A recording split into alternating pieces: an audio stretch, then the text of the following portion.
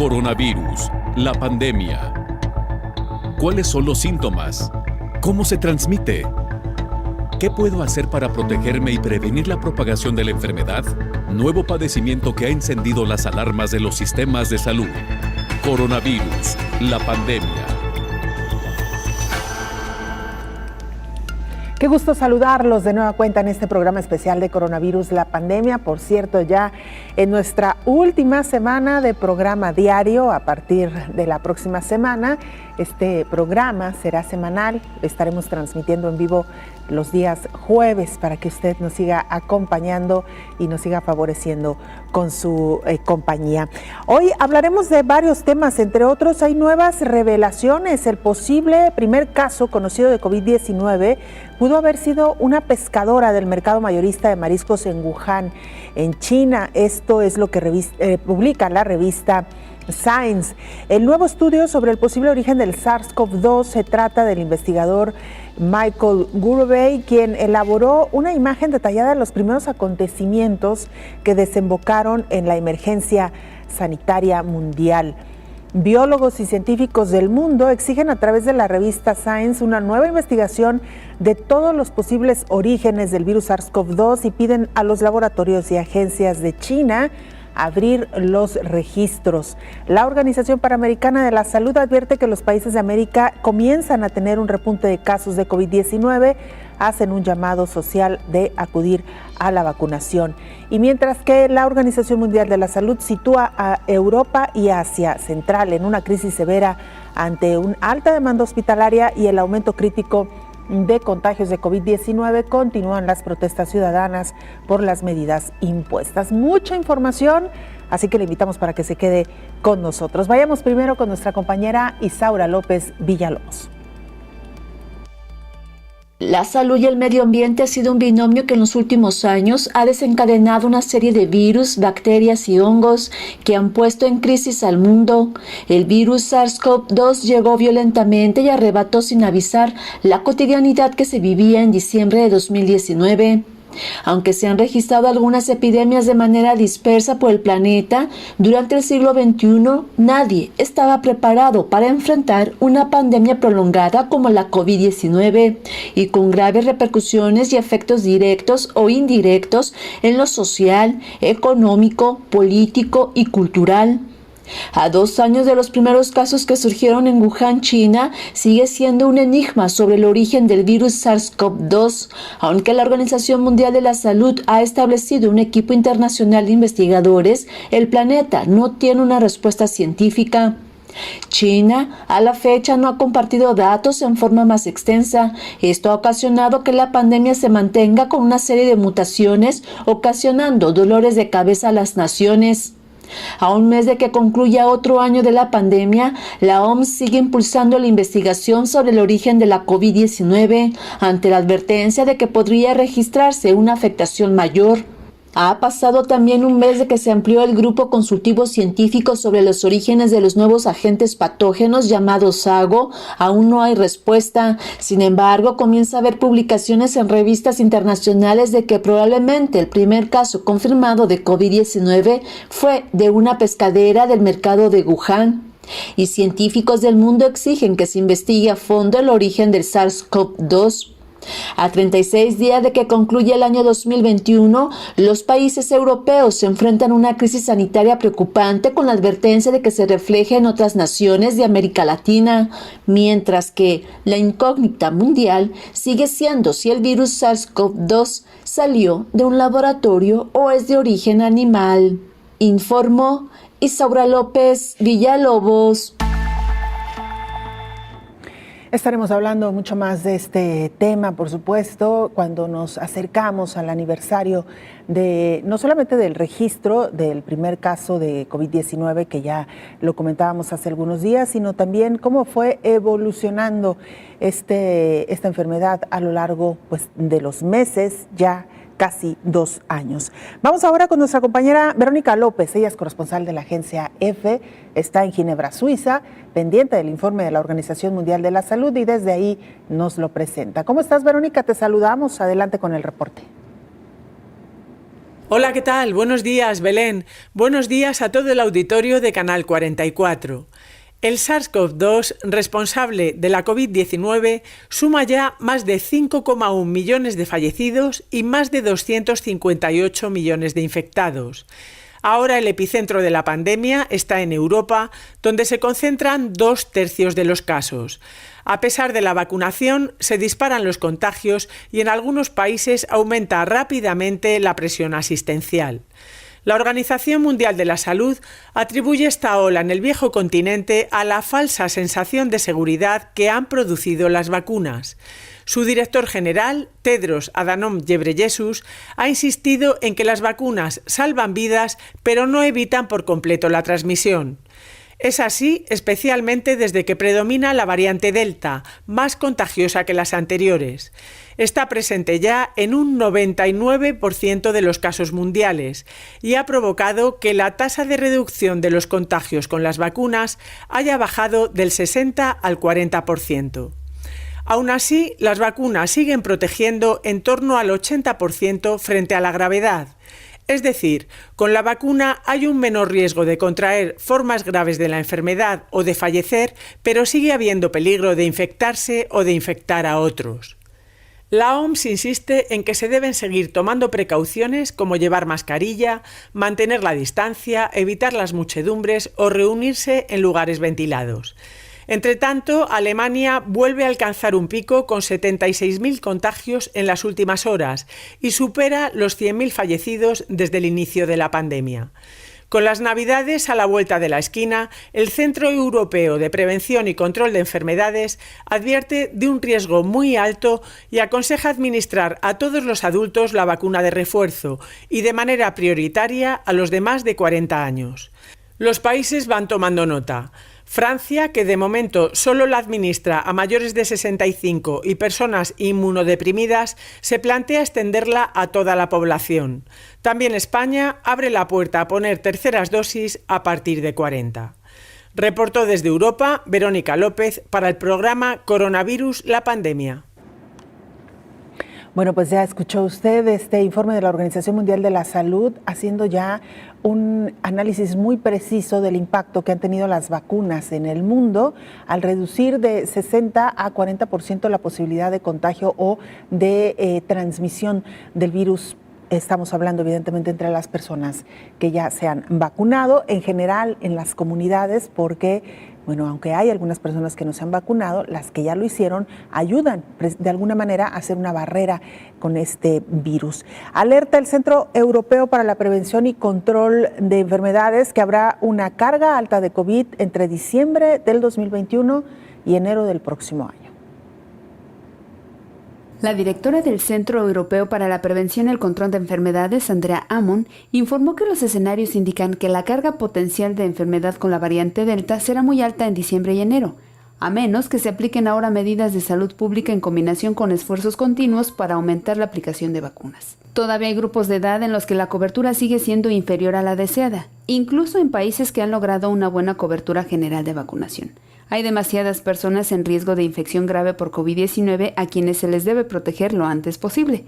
Los países también deben considerar una dosis de refuerzo para todos los adultos mayores de 18 años, con una prioridad para aquellos mayores de 40 años, además de reintroducir medidas no farmacéuticas. Motivar a las personas para que sigan esas medidas es más importante ahora que se acerca el invierno y la temporada festiva, cuando más personas viajarán y se reunirán en los interiores.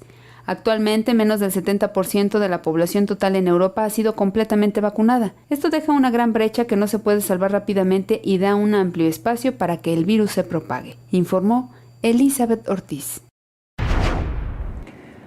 La Organización Mundial de la Salud mantiene la advertencia de que Europa vivirá un invierno crudo ante las medidas restrictivas flexibles generadas durante el año. Esto incluye confinamientos mucho más severos, la obligatoriedad para que los ciudadanos se vacunen y también restricciones para la celebración de las fiestas decembrinas.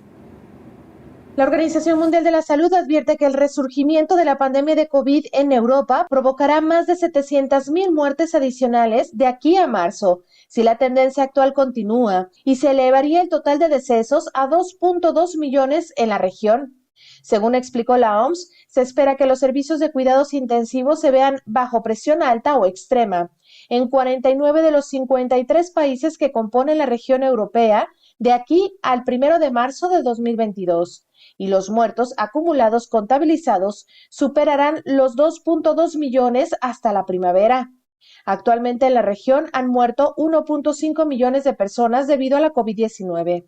Para la OMS, el aumento de los casos se explica por la combinación de 3 factores importantes: la virulencia de la variante Delta, muy contagiosa, la vacunación insuficiente y una flexibilización de las restricciones sanitarias. Según cifras oficiales, las muertes vinculadas al coronavirus se han duplicado desde finales de septiembre y pasaron de 2.100 al día a cerca de 4.200 en promedio en la región de Europa. Advirtió la OMS que la situación en Europa y Asia Central es muy seria, ya que se enfrentan a un invierno lleno de desafíos.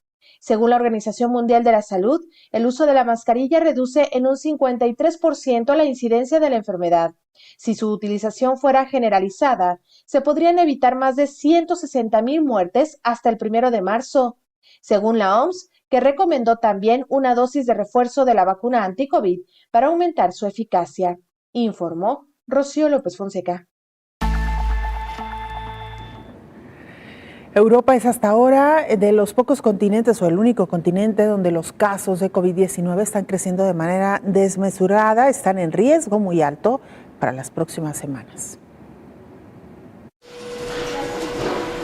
La pandemia sigue fuera de control en la República Checa, que va de récord en récord. En las últimas 24 horas ha contabilizado cerca de 26.000 nuevos casos, la cifra más alta desde el inicio de la pandemia. El gobierno checo ha rechazado decretar un confinamiento, dejando la elección a las autoridades regionales. La semana pasada la situación era tal que solo se vacunó a un paciente de cada 9 y ahora nadie está vacunado. Así que desde mi punto de vista estas cifras muestran claramente el impacto de la vacunación en el destino de los pacientes. La República Checa está entre los 4 países con una incidencia superior a los 1.000 casos por 100.000 habitantes, junto a Eslovaquia, Austria y Eslovenia. En Alemania la incidencia superaba los 400 y registraba casi 67.000 nuevos contagios en 24 horas. Esta semana superará los 100.000 muertos. Europa concentra 2/3 de los casos globales de COVID y es la única región del mundo donde aumentan, un 11% la semana pasada. El Centro Europeo de Prevención y Control de Enfermedades ha advertido de un riesgo muy alto en las próximas semanas, alentando a la vacunación y la dosis de refuerzo para los mayores de 40 años y las personas vulnerables, iniciativa que apoya la presidenta de la Comisión Europea. La OMS en Europa muestra su preocupación.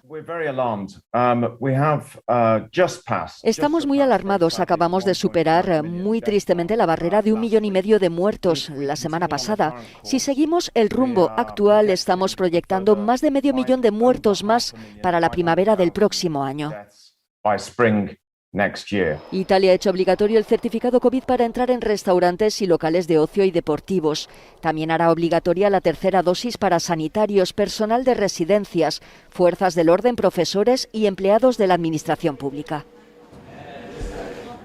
El gobierno vasco interpuso un recurso ante el Tribunal Supremo contra el auto del Superior de Justicia del País Vasco que le denegaba la implantación en la comunidad autónoma del pasaporte COVID para desarrollar ciertas actividades.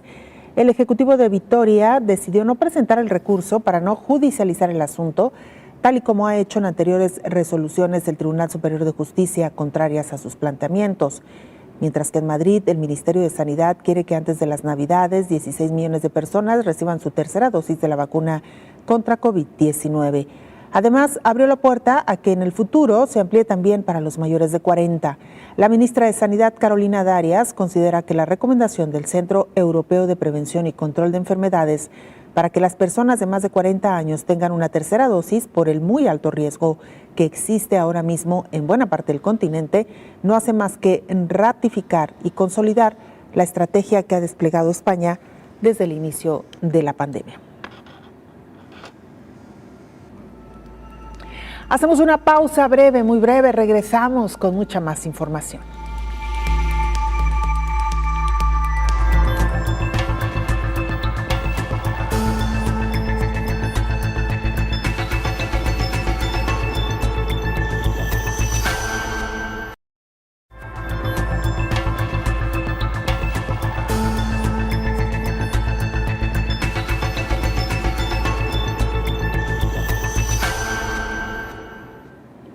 También en el continente americano se registran ya algunos incrementos en el número de casos de COVID-19. Primero fue Europa y ahora los casos de COVID están aumentando en América. La semana pasada el repunte fue del 23%, advirtió la directora de la Organización Panamericana de la Salud, Carissa Etienne.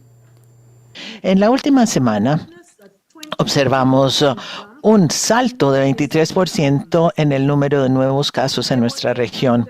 Hubo 880.583 nuevas infecciones por COVID y más de 15,000 muertes relacionadas con COVID en las Américas en esta última semana. La mayoría de los casos nuevos tuvieron lugar en Norteamérica, donde tanto Estados Unidos como Canadá registran un aumento en las tasas de incidencia de COVID. Por ello recomendó vacunarse ante la cercanía de los festejos de fin de año, mantener reuniones pequeñas, usar mascarillas y promover un distanciamiento físico en interiores. Durante las últimas semanas, muchos países europeos han informado de un número récord de nuevos casos a pesar de la alta cobertura de vacunación. La relajación de las medidas de salud pública combinada con focos de personas no vacunadas ha creado el entorno perfecto para que el virus se propague, dijo Etienne. Lo que sucede en Europa es una llamada de atención para América, añadió. Aunque poco más de las personas en América Latina y el Caribe están ahora completamente vacunadas contra COVID, 19 países todavía no han alcanzado la meta de la OMS de una cobertura de vacunación del 40% para finales de este 2021. A pesar de esto, se están levantando las medidas preventivas, incluso en áreas densamente pobladas. Hasta la fecha se han administrado más de 1.300 millones de dosis de vacuna COVID en la región, informó Elizabeth Ortiz. Chile detecta 1.937 casos de COVID-19 con leve disminución en una semana.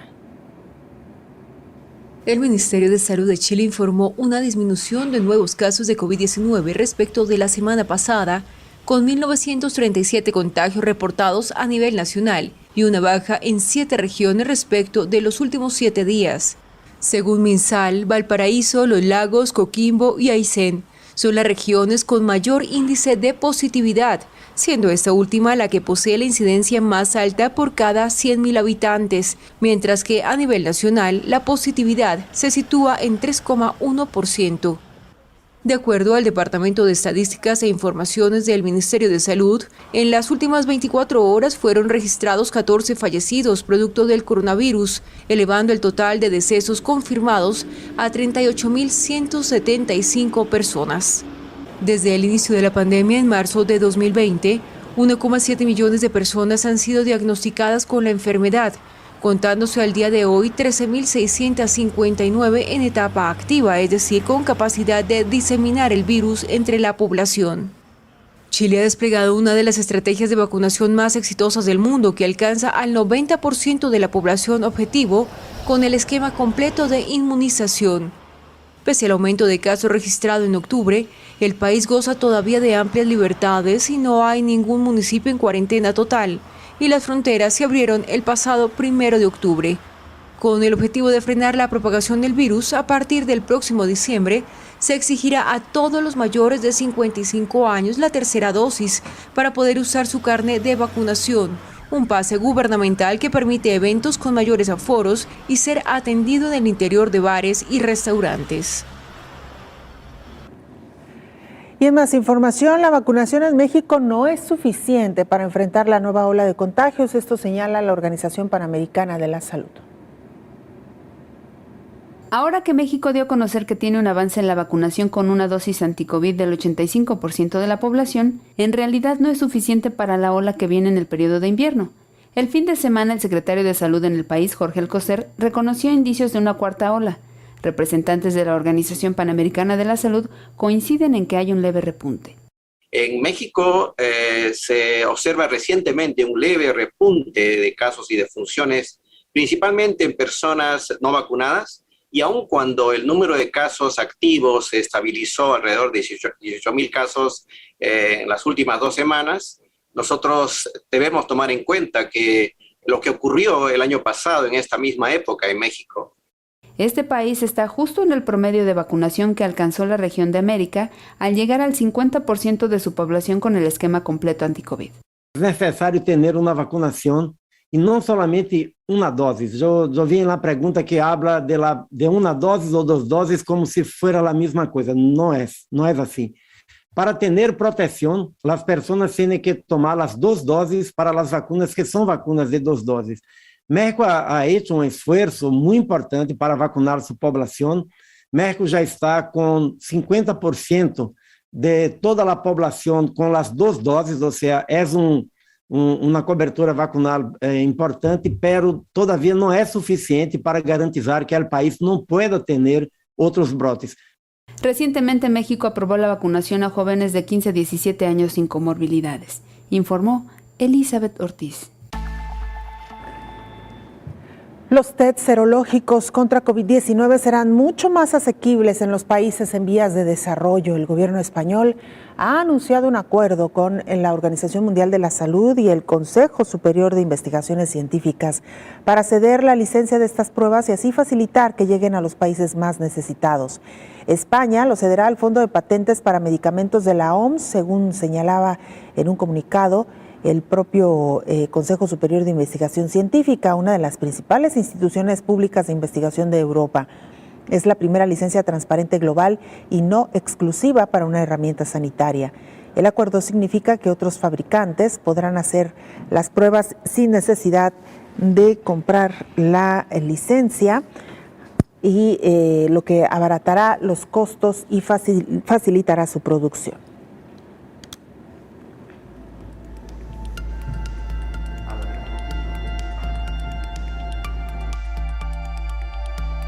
Sin duda alguna, esto que se plantea desde el gobierno español y bueno, también recordarle el tema que hoy le estamos proponiendo para que usted participe con sus preguntas, sus comentarios, sus opiniones.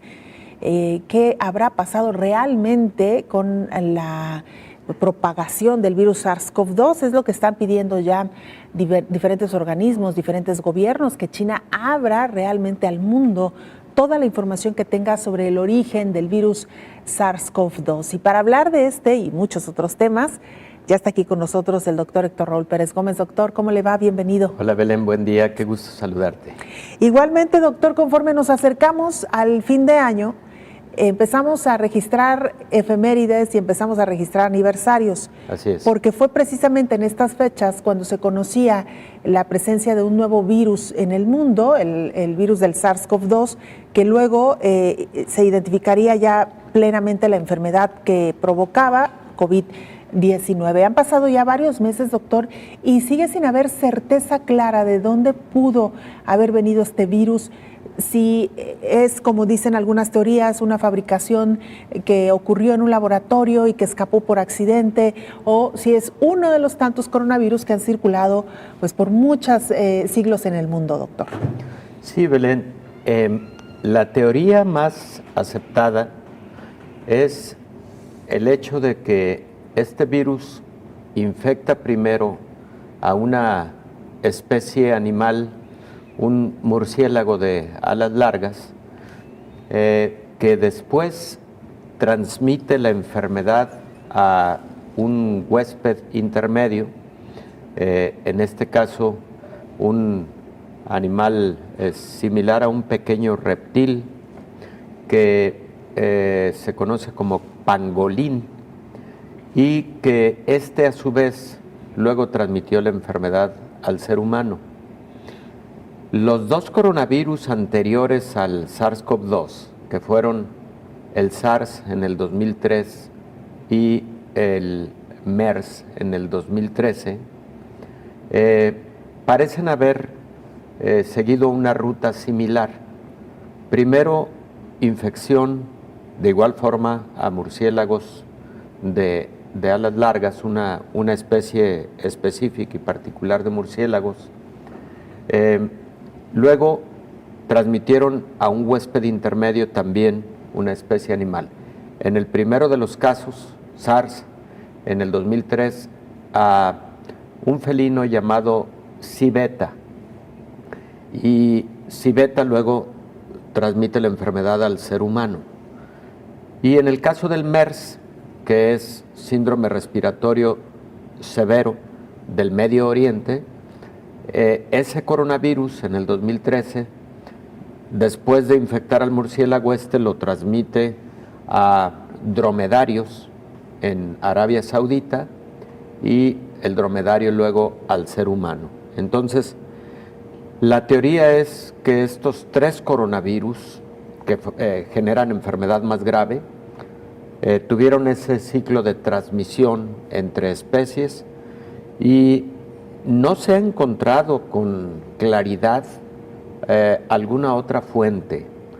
De hecho, por supuesto que han ocurrido reuniones, han ocurrido revisiones por parte de la Organización Mundial de la Salud con afán de buscar otro origen, incluyendo el hecho de que si algún trabajo en laboratorio hubiera generado, incluso accidentalmente, tampoco es que se deba pensar que de manera inducida con esos propósitos de propagación generalizada, etcétera.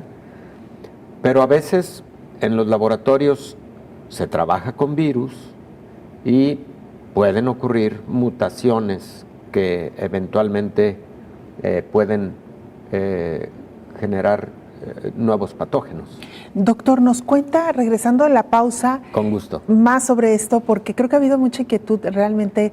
¿Cómo es posible que escape un virus de un laboratorio? Difícil, Y evidentemente tiene que haber algún vehículo, es decir, no es que el virus salga físicamente como tal de un laboratorio, pero ya nos contará más de Con todo gusto, Belén. De esta historia, doctor. Vamos a la pausa, regresamos.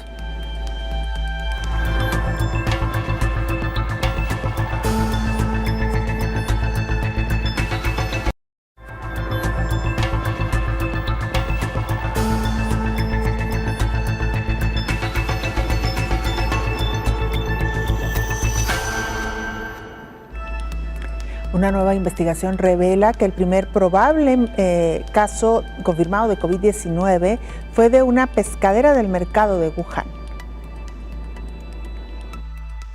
La revista Science publica un nuevo estudio sobre el posible origen del SARS-CoV-2. Se trata del investigador Michael Warberry, experto en evolución de virus de la Universidad de Arizona, Estados Unidos, quien ha revelado el posible primer caso conocido de COVID-19, una pescadera del mercado mayorista de mariscos de Huanan, en Wuhan, China. En el texto se explica que al investigar los registros sanitarios y los datos genómicos y epidemiológicos de los primeros días de la COVID-19, el científico estadounidense elaboró una imagen detallada de los primeros acontecimientos que desembocaron en esta pandemia mundial.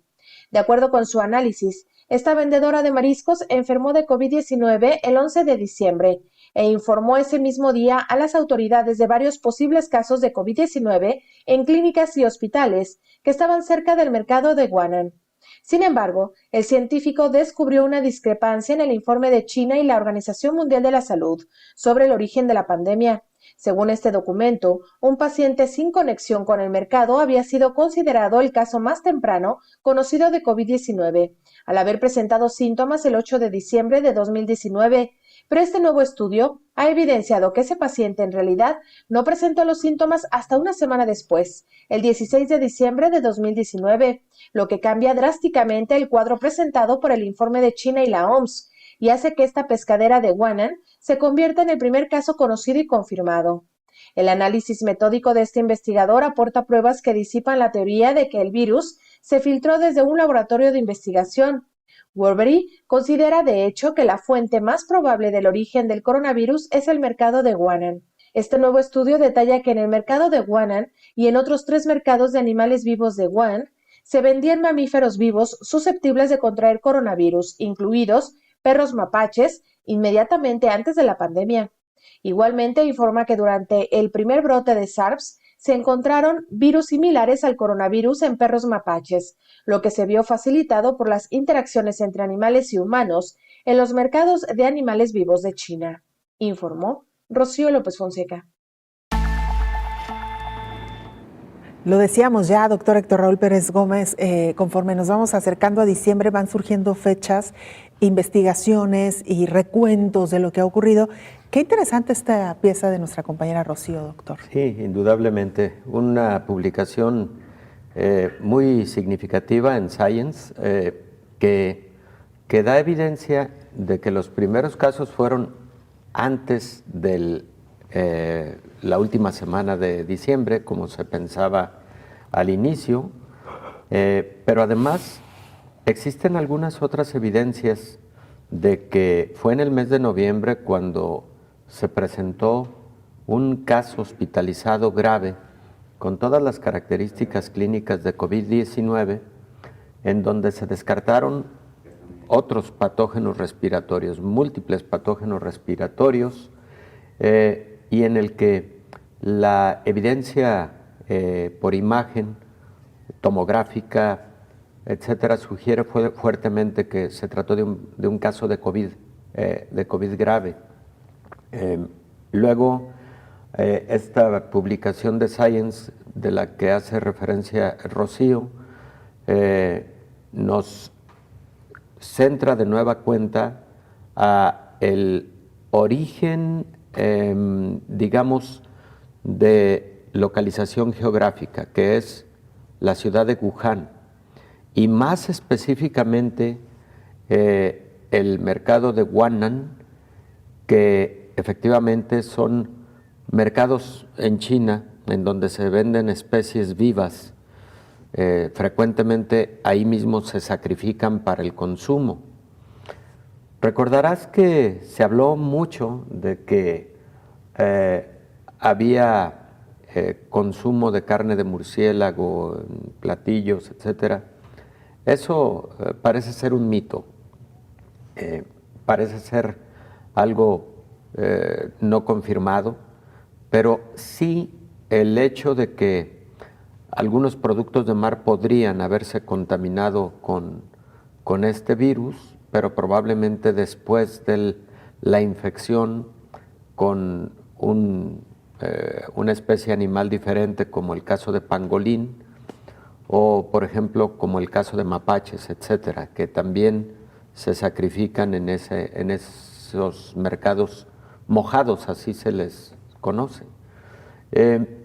Entonces, todo orienta a que es esa ciudad y específicamente ese mercado, un mercado municipal, Huanan, en Wuhan, en donde se generan los primeros casos. Porque hay otra publicación, esta es muy de inicio de la pandemia, publicada en enero precisamente del 2020, cuando ni siquiera había sido declarada pandemia por la Organización Mundial de la Salud. Eso ocurrió hasta marzo, en donde estos pacientes iniciales reportados graves, hospitalizados en diferentes hospitales en Wuhan, tenían como común denominador que habían tenido contacto en ese mercado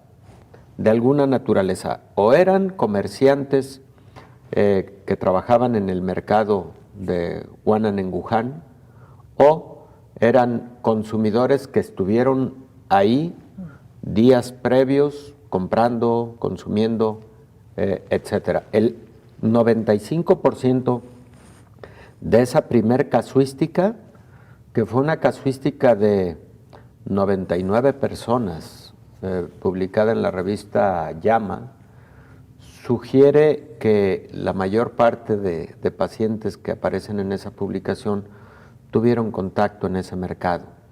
Entonces, eso va descartando la posibilidad de que en algún laboratorio se hubiera tenido manipulación de algún coronavirus, por ejemplo de SARS, porque este nuevo coronavirus, SARS-CoV-2, el responsable de COVID, se parece más al SARS del 2003 que al MERS.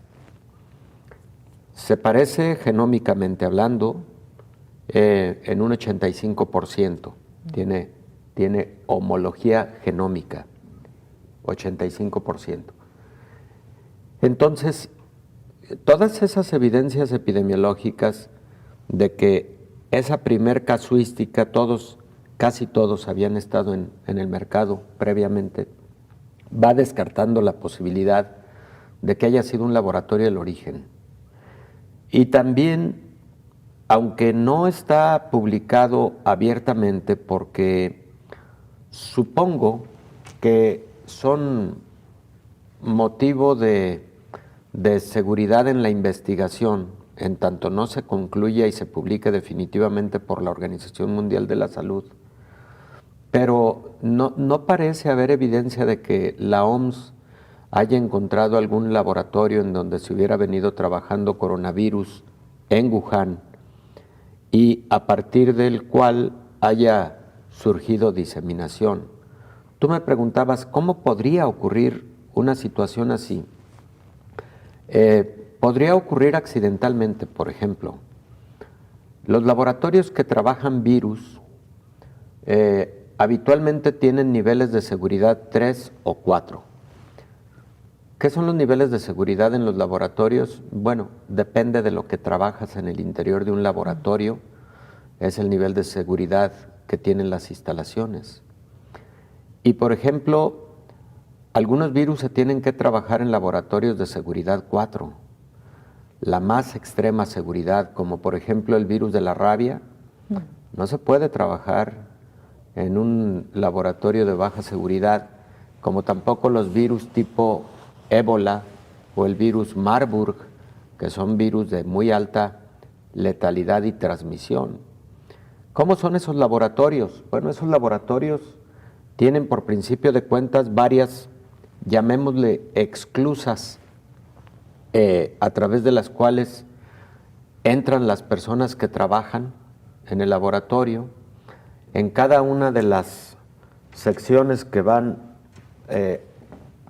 accediendo tienen sistemas de desinfección, por supuesto llevan equipo de protección extremo y sobre todo al salir tienen esos sistemas de desinfección a través de sustancias químicas que permiten que al final de las exclusas ellos hayan salido libres de cualquier infección.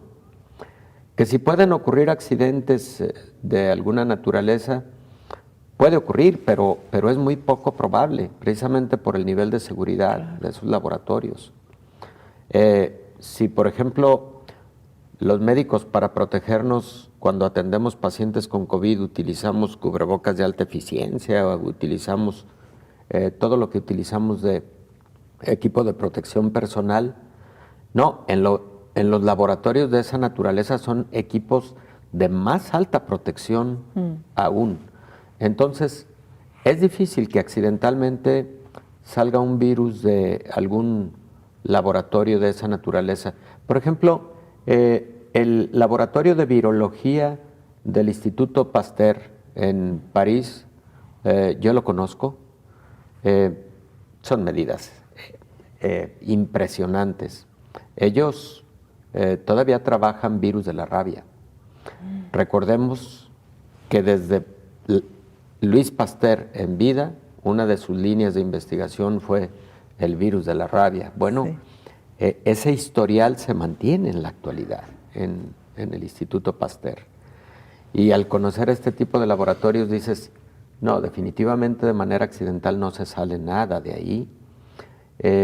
Y de igual manera, Belén, no hay evidencia de que de forma deliberada haya salido algo de algún laboratorio o se haya manipulado genéticamente algo en un laboratorio. No hay evidencia científica por el momento. Hasta el momento, doctor. Vamos a hacer una pausa, claro. Si nos lo permite, regresamos con mucho más.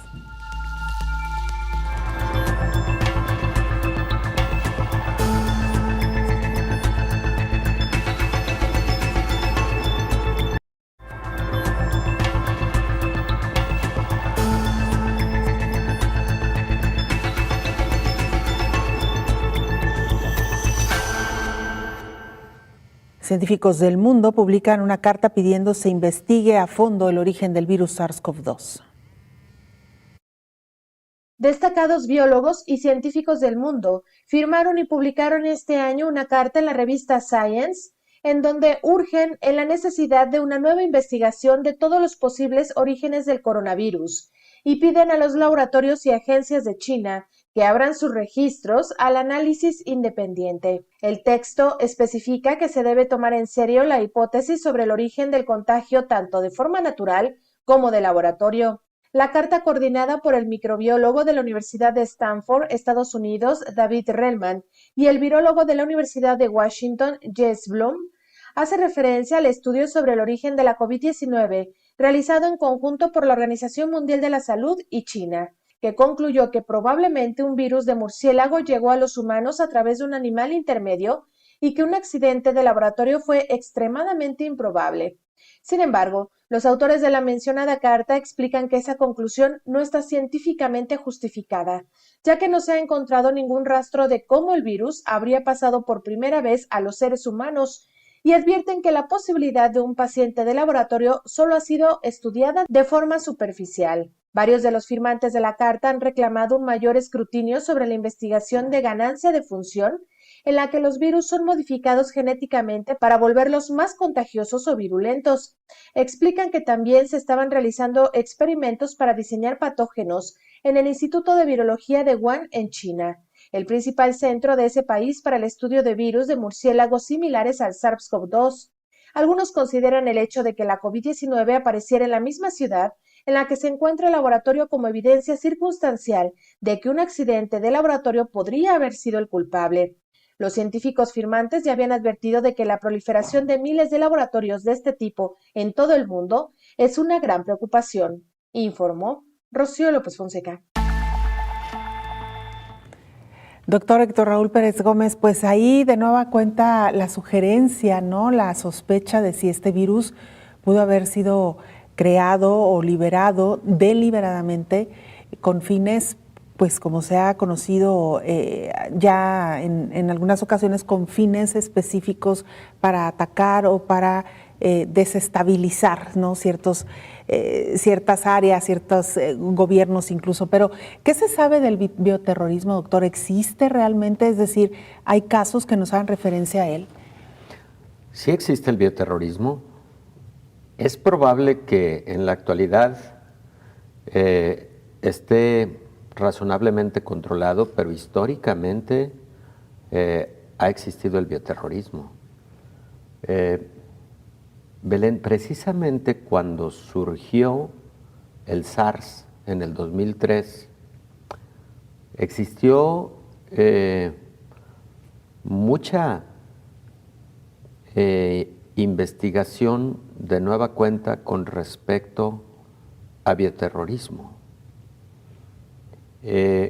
Cuando se derriban las Torres Gemelas en el 11, ¿verdad? 2011. Sí. De igual manera, se vuelve a investigar el tema de bioterrorismo porque recordarás que poco después de la caída de las Torres Gemelas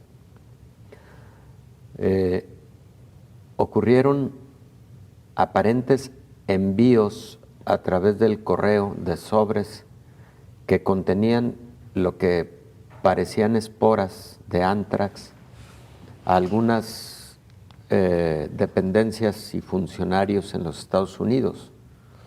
Y entonces se pensó que en seguimiento a lo que fue un acto terrorismo de derribar Torres Gemelas, luego venían otros actos terroristas en la modalidad de bioterrorismo. Perdón, doctor, lo de las torres, sí, 2001. Claro, 2001. Sí, estaba como haciendo cuentas, me quedó bailando claro. la fecha en la cabeza. Es sí, correcto, fue 2001. Sí, lo que ocurre es que con tantas fechas... Hace 20 años ya, doctor, ¿no? Sí, efectivamente. De hecho, se cumplieron 20 años en septiembre. Este año, ¿verdad? Sí. Qué cosa, tan rápido, pero Así bueno, es. sí. Sí, perdón. Pero, ¿por qué volvió a estudiarse el tema de bioterrorismo en el 03 y por qué volvió a estudiarse en el 01? Por lo comentado de estos sobres con aparentes esporas de anthrax, y en el 3 por el surgimiento de ese nuevo coronavirus que puso a temblar a la humanidad por su alta letalidad, 10% de letalidad, y ocurrieron 8,000 casos en el mundo. Imagínate si lo comparamos con los casos que llevamos con COVID.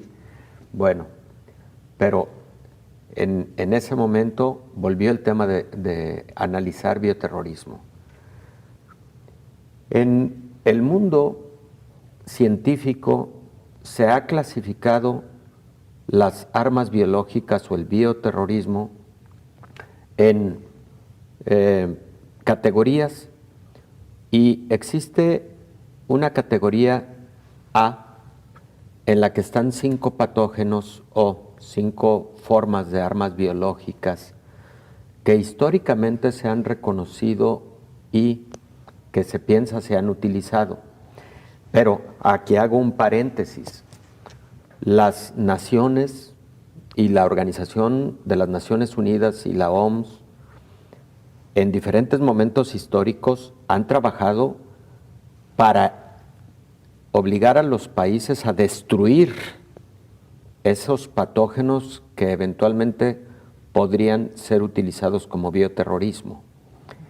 Estos patógenos son, en esa categoría A, Yersinia pestis, que es la bacteria responsable de la peste bubónica, lo que fue la peste negra de la Edad Media.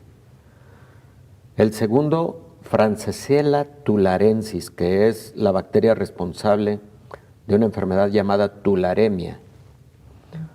El tercero es una toxina, no es como tal el patógeno, pero producida por una bacteria que se llama Clostridium botulinum, y es la toxina botulínica, que se utiliza ahora para propósitos incluso estéticos y médicos de otra naturaleza, pero esta toxina paraliza, genera parálisis neuromuscular. El otro patógeno es viral, la viruela, que se supone erradicada. Y el otro patógeno es Bacillus anthracis, precisamente el de las esporas de anthrax que aparentemente fueron enviadas a través de sobres después del derribo de las Torres Gemelas a algunos funcionarios norteamericanos, ¿no? Entonces, aunque se supone que todos los países que en algún momento tenían laboratorios trabajando con alguno de estos tipos de patógenos, los destruyeron, porque hubo acuerdos internacionales para que eso ocurriera. Entonces, esta carta que firman científicos de la Universidad de Stanford, o propiciada por uno de ellos, es algo muy válido, es algo que conviene atender. Ellos siguen diciendo que se llegue al extremo de la investigación sobre esa posibilidad, porque es un asunto de seguridad mundial. Y todos los países deben ser visores de que los demás estén cumpliendo con los acuerdos de eliminación de riesgos, no deliberados, pero sí también de riesgos accidentales al trabajar con patógenos en laboratorios. Entonces, no hay indicios de que este virus haya salido de un laboratorio ni de manera accidental ni de manera deliberada. Pero lo que estos científicos dicen es, si no hay contundentemente hallazgos, creo que tampoco hay contundentemente hallazgos en contra de la posibilidad que se siga investigando, que lleguemos hasta el último momento de la investigación para descartarlo de manera absoluta. A mí me parece bien. Claro. A mí me parece bien. No con esto estoy diciendo que tenga la sospecha de que haya ocurrido accidentalmente o deliberadamente salida de un laboratorio de este SARS-CoV-2. Pero qué bueno que se llegara a la seguridad de que no fue así. Sería tranquilidad para todo el mundo y además para el futuro, ¿no? Porque luego también existen teorías. Algunas de ellas parecen fantasiosas, de que el surgimiento de pandemias también a veces tiene propósitos de controles demográficos de la población, ¿no? Y que cada determinado tiempo, como un mecanismo de selección natural en el que se debe reducir la cantidad de población, pues ocurren, o entre comillas deberían de ocurrir fenómenos de esta naturaleza, ¿no? Yo en lo particular no lo creo, pero también la naturaleza tiene sus maneras, doctor. Su sabiduría, y sabemos que la naturaleza también va modificando cosas con propósitos de mantener equilibrios en los ecosistemas, ¿no? Por lo pronto me da la impresión que este virus SARS-CoV-2, doctor, continuando con esta idea que usted plantea, pues nos ha traído más consecuencias negativas, porque el número de muertes ha sido alto, sí, muy alto, pero no para hablar como de una, digamos, una disminución importante de la población, pero por el contrario nos ha dejado pues una población enferma también, con muchas secuelas por esta enfermedad. En fin, mucho que hablar todavía, doctor. Muchas gracias por acompañarnos como siempre. No, al contrario, Belén, en lo personal no considero que haya surgido ni deliberadamente ni accidentalmente de un laboratorio. En lo personal sí considero que la teoría de infección de una especie animal, murciélago de alas largas, posteriormente pangolín y posteriormente ser humano, y ya de ser humano a ser humano es lo ocurrido. Gracias, doctor. Gracias, Belén. Nos vemos y nos escuchamos mañana.